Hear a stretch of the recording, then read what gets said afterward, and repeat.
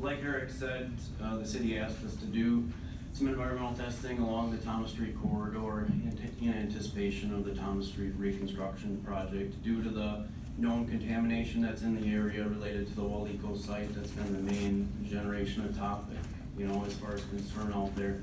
So the city asked us to do testing in the area, soil testing and groundwater testing. Like Eric said, we did throughout the corridor. We spread out 6 borings to kind of space them out along the corridor to check for contamination.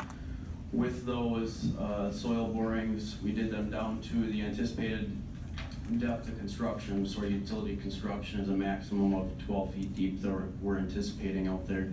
So that's the maximum depth of the sampling that we did. We took two soil samples at each location, so a total of 12 soil samples. Those soil samples indicated, like Eric said, the things that we tested for were PCP, VOCs, and dioxins. So those tests were run through the laboratory, and with the soil samples, there were no PCPs found, no VOCs found in any of the 12 samples. There were low-level dioxin and furan compounds found throughout all of the samples. Those were found in all 12 samples, and there were low-level residuals that were well below regulatory standards. So that's what was found in the soil samples. There was one boring that did encounter groundwater at about 10 feet below ground, and that was the furthest one to the east, adjacent to the river. That one did not indicate any PCP or dioxins and furans. The one thing that the groundwater sample did indicate was one VOC analyte called chloromethane. That was found, and it was also well below regulatory standards. So we did discuss these results with city staff, and also we had a conference call with Matt Thompson at the DNR, who is the gentleman that's responsible for contamination and concerns related to that in the area. We talked to him about the Thomas Street project as it relates to the contamination, the results that we found within the corridor, and he had absolutely no concerns about the Thomas Street construction as far as soil management or anything else. He said that the city wouldn't have to do anything special in regards to soil management based on the test results. We did receive the letter from the attorney that's representing the Citizens for an Environmentally Safe Thomas Street neighborhood. In that, they did question our testing in regards to why we didn't test the surface soils. That the 2 tests that we took for each location was in the shallow soils, and then at the deep level toward the bottom of each of those locations. So what we did was test from 1 foot down to 4 foot for our shallow sample, and not the top 1 foot. And the question was in regards to why we didn't do that top 1 foot. And what we follow is the Department of Transportation guidelines on testing for contaminated soils. So we did the original phase 1 research years ago, which basically is a database research, checking all the records in the area. And the phase 2 is where we're at right now with the testing that we did to test at various locations of potential concern. And we followed the DOT standards, and that's how we went about that testing. I have 3 questions for Ryan. Forgive me, but I haven't seen the report on the soil sample results. How big an area did you measure? Was each of the 2 samples you took at a given site at a specific level and then a lower level? And at what level did you find groundwater?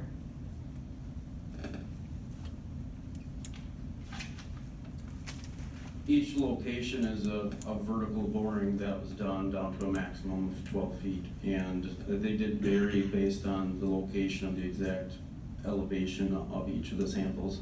But each of them had a shallow sample and then down to 4 feet and above, and then the deeper sample toward the bottom of the boring. So it is at a specific location.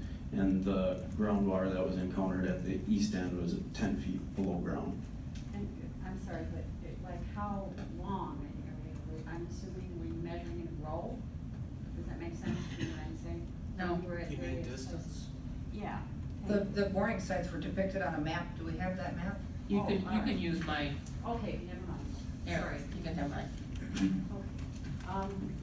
Only thing I want to quote tonight is a very reputable study, the Denver Front Range Study of Dioxins in Surface Soil, the summary report from July 2002, you can find it on the EPA.gov site, where all soil samples, and this was a particular case in which the presence of dioxins, furans, PCPs, et cetera, the things that you tested for, were being looked for, quote, all soil samples were collected from a depth of 0 to 2 inches, unquote, and that's kind of considered the standard.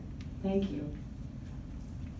I am one member of a group of residents concerned with specific Thomas Street reconstruction issues, particularly the environmental and contamination components. There is a letter in your packet tonight from Mr. Warpinski. I believe the letter speaks for itself. I hope the committee and council take it under serious consideration. And when residents do independent testing, I also hope that the city will grant access to city land without delay. Thank you. I had just a couple of questions about the method, how you handle it, and whether you, when you do the boring, do you take the first 12 inches and throw that to the side and just go from there, or what happens to that other dirt? I don't know the specific testing method that they do when they extract the soil. I wasn't on site, and I'm not the environmental engineer that prepared the report, so that I don't know. So they just disregard that first foot. It was not tested. Okay, so that's not tested. And then when you do test, how do you right away stick it in a bottle or a baggie or something so that all the VOCs or whatever aren't lost to the atmosphere, or how do you do that? Yes, it's all containerized and sent to the lab. Okay, so take the boring, pack it, seal it, and then test it. Okay, thank you. That's all I had. What was said this evening, we did, the committee members did receive a letter from Ted Warpinski. That is now on file, so we will proceed with that. And I'm not sure at this point in time how we will be proceeding, but it certainly will be a matter for this committee as well as the city council as we go forward. Yes, Lisa? Thank you. Yesterday upon receipt, I forwarded that letter to the city attorney for legal review. And so she's in possession of that as well. So going forward, we will certainly take that under advisement, but also put it in the appropriate context. Right. Thank you very much, citizens, for coming this evening. We do appreciate your input and your public comments. We do appreciate that. Thank you very much.